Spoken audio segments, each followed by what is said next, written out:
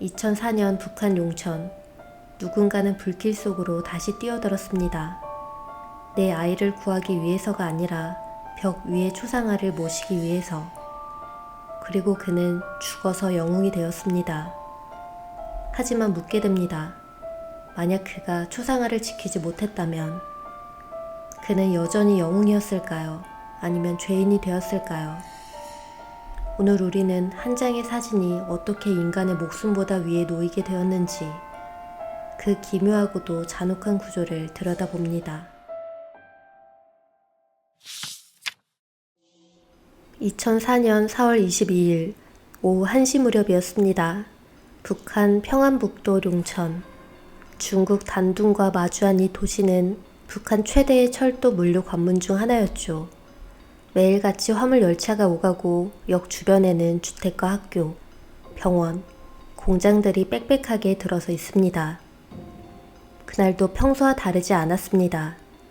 역 구내에는 여러 대의 화물 열차가 대기 중이었는데요. 그중 한 곳에는 질산 암모늄 비료가 실려 있었고 대략 100톤 안팎으로 추정됩니다. 질산 암모늄은 농업용 비료로 흔히 쓰이는 물질이지만 고열과 충격, 특히 가연성 물질과 함께 있을 경우 폭발성을 띨 수 있는 화학 물질입니다. 문제는 그 근처에 연료유를 실은 유조 화차도 함께 정체해 있었다는 점입니다. 일부 국제기구 보고와 외신 보도에 따르면 당시 질산 암모늄 화차와 유류 화차가 같은 구내에 세워져 있었고 입판 작업, 즉 열차를 연결하고 분리하는 작업이 진행 중이었는데요. 그 과정에서 노후한 전력선이나 전차선에서 스파크가 발생했을 가능성이 제기됐습니다. 정확한 발화 지점은 공개되지 않았지만 질산 암모늄과 유류가 인접해 있었다는 점은 폭발 규모를 키운 주요 요인으로 지목됩니다. 그리고 잠시 후 도시를 뒤흔드는 거대한 폭발이 일어났습니다. 폭발은 단순한 화재가 아니었는데요. 엄청난 충격파가 순식간에 주변을 휩쓸었고 역을 중심으로 반경 약 500m 이내 건물 대부분이 붕괴됩니다. 폭심지에는 지름 약 50m, 깊이 15m에 달하는 거대한 구덩이가 생겼을 정도죠. 4km 떨어진 지역의 유리창까지 산산이 깨졌다는 보도가 나왔습니다.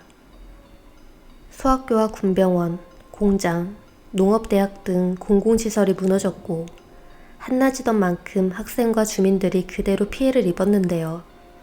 국제 적십자 조사 결과에 따르면 사망자는 160명 이상으로 집계됐고 그중 70명 이상이 학생이었습니다. 부상자는 약 1,300명에 달했고 북한의 초기 발표보다 피해 규모는 훨씬 컸습니다. 이 사고가 더 주목받았던 이유가 있습니다. 사고 발생 몇 시간 전 김정일의 전용 열차가 이 역을 통과했다는 사실이 전해졌기 때문인데요. 일부 외신은 북한 당국이 초기에 사고 정보를 강하게 통제했다고 보도했습니다.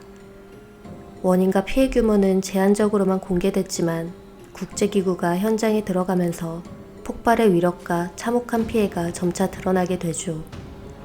그런데 북한 내부 보도는 사망자 숫자보다 다른 장면을 강조하기 시작합니다. 그것은 무너진 건물 속에서 사람들이 무엇을 지키려 했는지에 대한 이야기였죠. 폭발 직후의 용천은 도시라기보다 거대한 잔해 더미에 가까웠습니다. 연기와 먼지가 뒤섞여 시야는 흐릿했고 아이들의 울음소리와 어른들의 절규가 겹쳐 들렸죠. 사람들은 본능적으로 밖으로 뛰어나왔는데요. 무너진 벽 사이로 몸을 비집고 피를 흘리면서도 어떻게든 건물 밖으로 나왔습니다. 그런데 북한 매체는 그 혼란 속에서 다시 안으로 들어간 사람들을 조명하기 시작했습니다. 북한 보도에 따르면 용천 소학교 교사 한정숙은 초상화를 구하기 위해 무너지는 학교 건물로 뛰어들었고 그녀가 초상화를 떼어 품에 안은 채 건물 잔해에 깔려 숨졌다고 보도했습니다. 교사로서 학생을 보호하고 대피시킬 의무가 있었으나 이러한 의무보다는 초상화의 안위를 먼저 챙긴 것인데요. 타국이었다면 비판의 대상이 되었을지도 모르는 이 선택이 북한에서만큼은 전국 교사의 귀감이 되는 행동으로 추앙받았죠. 북한에서는 자라나는 어린이들의 목숨보다 경외하는 수령님의 초상화가 중요했기 때문입니다. 그리고 그날 그 학교에서는 70명 넘는 학생이 사망한 것으로 조사됐습니다. 하지만 북한 내부 기사에서 가장 길게 묘사된 장면은 아이들의 마지막 모습이 아니라 초상화를 안고 숨진 교사의 모습이었죠. 그녀는 곧 공화국 영웅으로 선전됐고 추모 기사에서는 수령의 초상화를 생명보다 귀히 여겼다는 표현만이 반복됩니다. 또한 농천역 근처 공장 노동자였던 최영일과 전동식 역시 북한 보도에 등장합니다. 폭발음이 난 뒤 점심 휴식 중이던 그들의 공장 건물에 화재가 발생했고 연료 저장 시설 인근까지 불길이 번졌다고 합니다. 이들은 건물 밖으로 대피했다가 초상화를 보호해야 한다는 생각에 다시 불길 속으로 들어가게 됩니다. 그리고 초상화를 안전한 장소로 옮긴 뒤 두 사람은 사망한 것으로 보도됐습니다. 노동신문은 이들의 죽음을 불길 속에서도 흔들리지 않는 충성심이라고 표현했고 잔해 속에서 발견된 초상화는 조금도 훼손되지 않았다고 강조합니다. 사망 경위나 구조 과정에 대한 설명은 짧았지만 초상화를 지킨 사실은 여러 문단에 걸쳐 반복됐죠. 이렇게 북한 내부 매체는 참사 원인이나 관리 책임보다 희생자 중 일부의 충성심을 중심으로 서사를 재구성했습니다. 사망자는 추모 대상이 아니라 교육 교재가 되었고 이름은 교과서에 실렸으며 학교와 공장에서 모범 사례로 소개됐습니다. 농천 이후에도 북한 매체에는 비슷한 장면들이 반복해서 등장하는데요. 장소는 달랐고 연도도 달랐지만 서사의 구조는 놀라울 만큼 닮아 있었죠. 2012년 여름, 집중호우로 산사태가 발생합니다. 집들이 무너지고 흙더미가 골목을 덮쳤습니다. 북한 보도에 따르면 14세 소녀 한영경은 집이 무너지는 순간 충분히 대피할 수 있는 시간과 공간이 있었음에도 벽에 걸린 김씨 부자의 초상화를 물에 젖지 않게 하기 위해 비닐로 감싸 안았다고 합니다.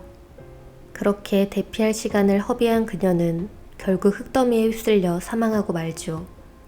조선중앙TV는 구조 장면을 전하며 이렇게 말했습니다.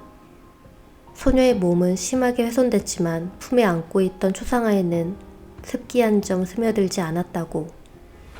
그 장면은 애도의 장면이 아니라 상징의 장면으로 묘사됐습니다. 이후 북한은 한영경에게 김정일 청년 영예상을 수여했다고 보도합니다. 그리고 그녀를 훌륭하게 키운 어머니와 교장에게는 국기훈장 1급, 아버지와 부교장에게는 노력 훈장이 내려졌고 학교 이름은 그녀의 이름으로 바뀌었다고 합니다. 그녀의 사진은 추모가 아니라 따라 배워야 할 모범으로 교실에 걸렸죠. 그보다 더 어린 사례도 있습니다. 북한 매체에 따르면 2003년 평양의 한 초등학생 9세 유향림은 집에 화재가 발생했을 때 초상화를 구하려다 사망했다고 보도됩니다.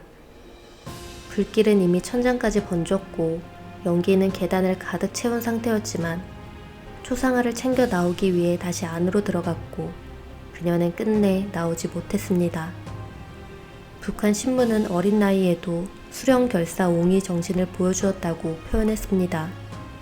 9살 아이의 죽음은 비극으로 남지 않았고 어린이들조차 배워야 할 충성심이라는 문구로 정리됐죠. 또한 2015년 한경남도 단천시에서 대형 산불이 발생했습니다. 북한 보도에 따르면 48세 인민보안원 윤광남과 21세 신입보안원 리선일이 불길 속으로 뛰어들었다고 전해집니다. 이들이 지키려 한 것은 김일성 초상화와 구호나무라 불리는 상징물이었는데요.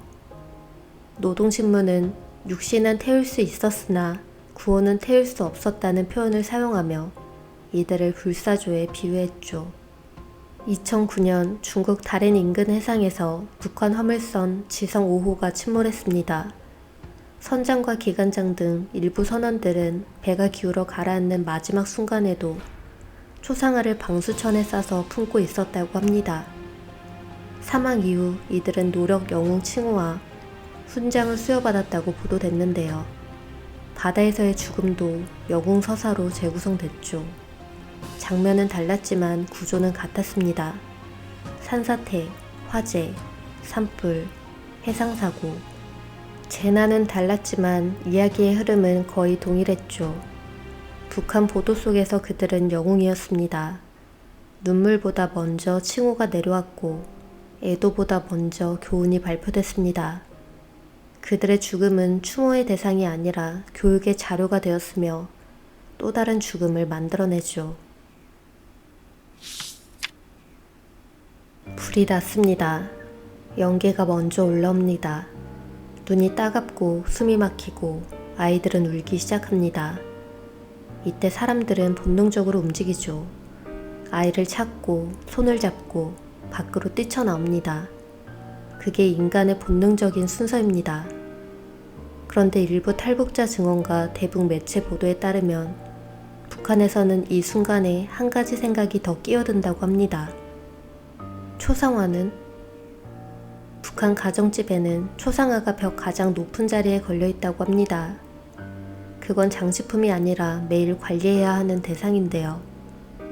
전용 천으로 먼지 하나 없이 닦아야 하고 단 1도라도 기울어지지 않게 관리해야 합니다. 초상화는 물건이 아니라 태도의 증거가 되죠.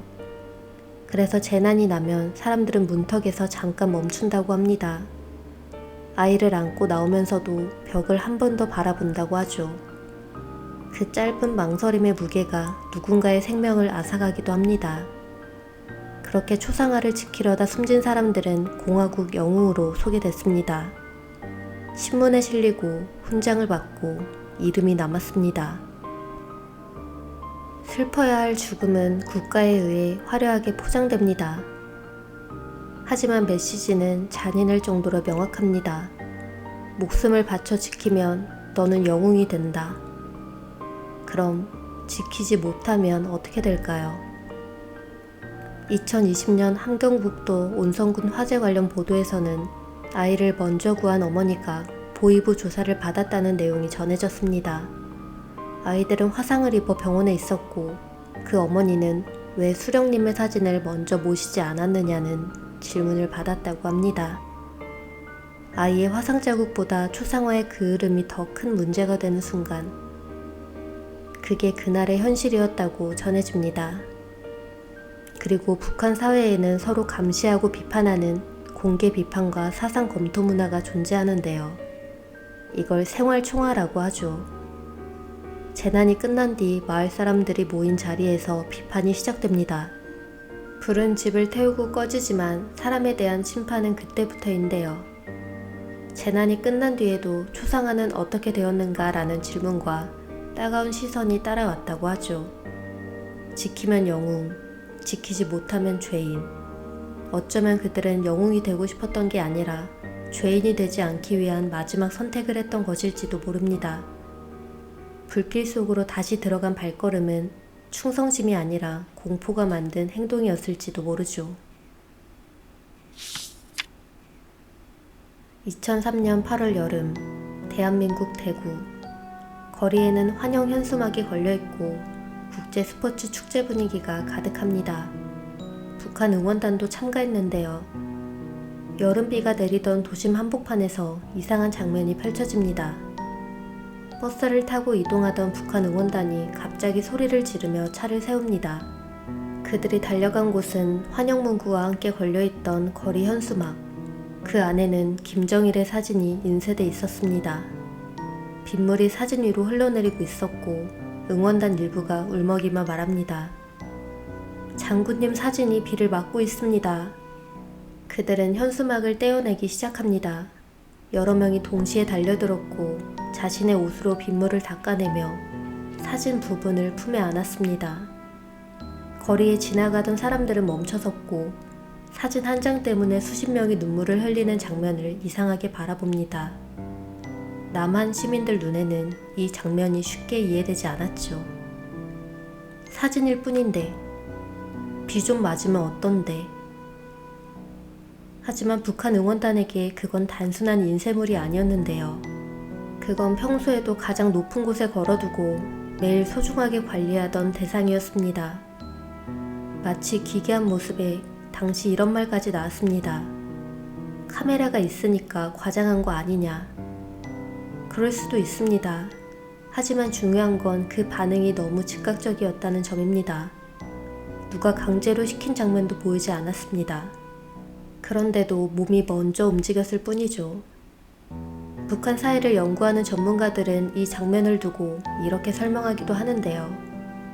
오랜 시간 반복된 규율과 교육은 사람의 반응을 바꾼다고. 누가 보고 있지 않아도 보고 있을지도 모른다는 생각이 행동을 결정하게 된다고. 그래서 장소는 중요하지 않았을지도 모릅니다.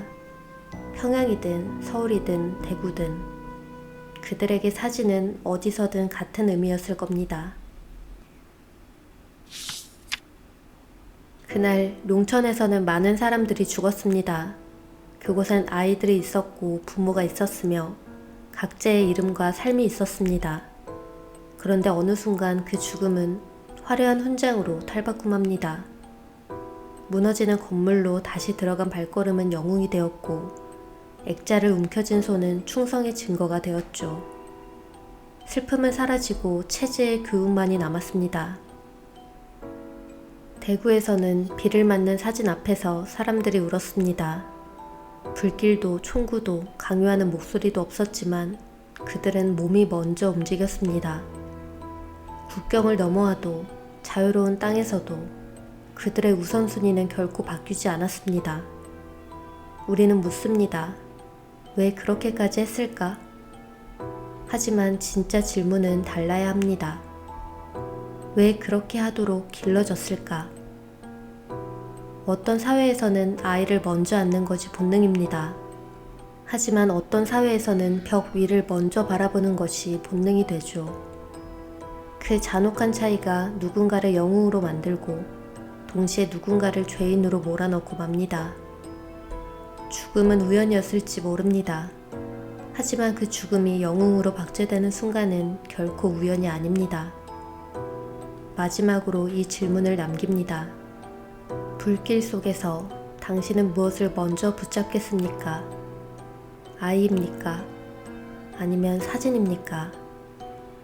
만약 이 당연한 질문 앞에서 아주 잠시라도 망설임이 느껴진다면 그 사회는 이미 누군가의 소중한 순서를 송두리째 바꿔놓은 것 아닐까요?